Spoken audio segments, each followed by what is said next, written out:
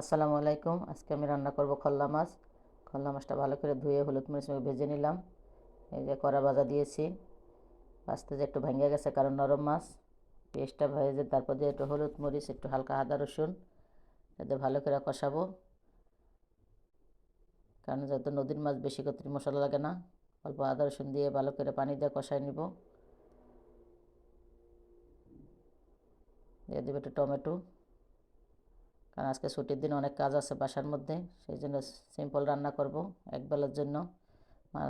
কষাইয়া ভালো করে টমেটো দিয়ে দিলাম মাছটা। মাছটা দিয়ে ভালো করে বিছাই দিব। একটু হালকা পানি দিয়ে দিছি, একটু জিরা দিয়ে দিলাম। কারণ ছুটির দিন বাসায় ভাবি যে মেয়ের স্কুল নেই, একটু বেশিক্ষণ ঘুমাসবো না। ঘরের ভিতরে যত কাজ ছুটির দিন হলে বের হয়, ঘর দোর মোছা ঝাড়া, বেলা হয়েছে ছোটো, এই যে ধনিয়া পাতা দিয়ে দিলাম। কারণ এক নামাজ পড় না পর তার এক নামাজের সময় হয়ে যায়, বেলার লাগে এখন দৌড়ে পাই না। একটু ডাল পাতুরি করবো, পেঁয়াজটা ভেজে দিছি, নিয়ে একটা শুকনো মরিচ দিয়ে দিছি। ডালটা দিয়ে ভালো করে কষায় পানি দিয়ে দিব, কারণ অত কষায় না সময় নেই।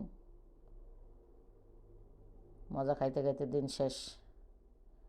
একটু হলুদের গুঁড়া দিয়ে দিছি। এই যেদিকে আমার তরকারি হয়ে গেছে, কারণ আজকে রসা রাখবো না, বোনা করবো। দেখেন কেমন হয়েছে। ডাল আমার সিদ্ধ হয়ে আসছে, দিয়ে দিব একটু টমেটো একটা।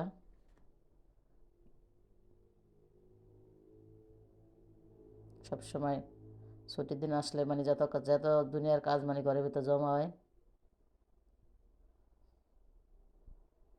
ডাল হয়ে গেছে, ডালের ভিতরে ধনিয়া পাতা দিয়ে দিছি, কারণ আজকে বেশি বেশি ফুটাইবো না। ডাল দেখছেন আমার আধা ফুটা, এখন আমি চুলা বন্ধ করে দিম। কারণ খিদা লাগছে, নামাজ পড়ুম, গদ্দর পয় পরিষ্কার করে অনেক খিদা লাগছে। গরুর মাংস আছে কালকের বাসি, কোপ্তা আছে। এই যে বাজার থেকে কতগুলো তরকারি নিয়েছে দেখেন, এগুলো আজকে আমি ধরবো না, অনেক নিচেই পড়ে থাকবো। তরকারি ফ্রিজে অনেক কিছু তরকারি আছে, তারপরে কত তরকারি নিয়েছে দেখেন। খাওয়ার লোক নাই, খালি আছে বাজারে যায় খালি তরকারি আনে না, ইয়ে আছে। দেখেন, আল্লাহ হাফেজ আজকের মতো।